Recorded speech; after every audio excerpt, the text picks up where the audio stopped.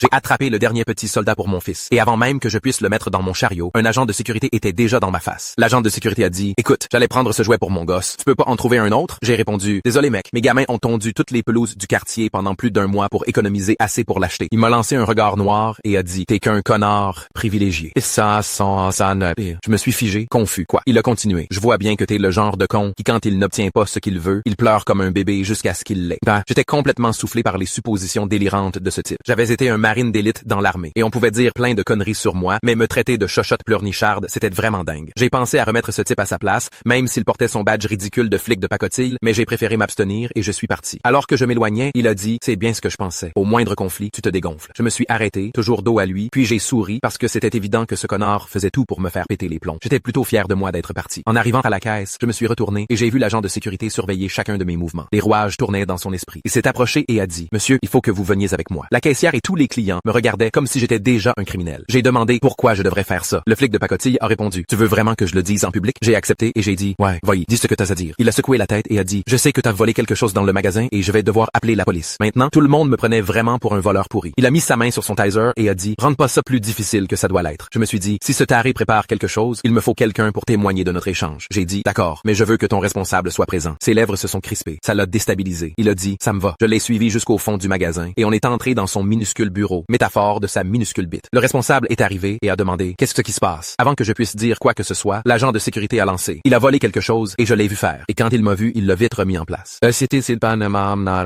j'étais choqué. Le culot de ce type d'inventer ça. Je devais me défendre. C'est complètement faux. J'ai pris un petit soldat pour mon fils qu'il voulait en secret. Et il s'est énervé parce que je voulais pas lui donner. Le responsable m'a fixé et a dit, c'est habituel. Dans combien d'autres magasins t'as volé? Ils se sont ligués contre moi alors que le flic raté abondait dans son sens en disant, exactement. Pourquoi j'essaierais d'empêcher un client d'acheter un de nos produits? J'étais vraiment choqué. C'était dingue. C'était qui ces abrutis? Le responsable s'est approché de moi et a dit, puisque t'as pas vraiment volé, je vais considérer ça comme un avertissement. Mais je dois prendre ton nom pour te mettre sur notre liste de surveillance et t'as plus le droit de remettre les pieds dans nos locaux. J'avais envie de défoncer ces deux crétins, mais je voulais pas finir en prison pour m'être abaissé à un tel niveau de stupidité. J'ai dit, je te dis rien du tout, je vais juste partir. J'ai fait un pas vers la sortie et le flic de pacotille s'est mis devant moi, me bloquant le passage. J'étais sur le point de lui péter les dents quand Sophie du magasin est intervenue et a dit au responsable, monsieur, j'ai vu et entendu tout l'échange entre ces deux-là et le client dit la vérité. Il n'a jamais essayé de voler quoi que ce soit. Le flic raté est devenu complètement blanc. Le responsable aussi avait l'impression de s'être pris un coup de pied dans les couilles avec une botte à embout d'acier. J'ai souri et j'ai dit, merci Sophie. Et je pouvais lire son badge. Le responsable s'est excusé et m'a donné 50% de réduction sur n'importe quoi dans le magasin. J'ai pris le petit soldat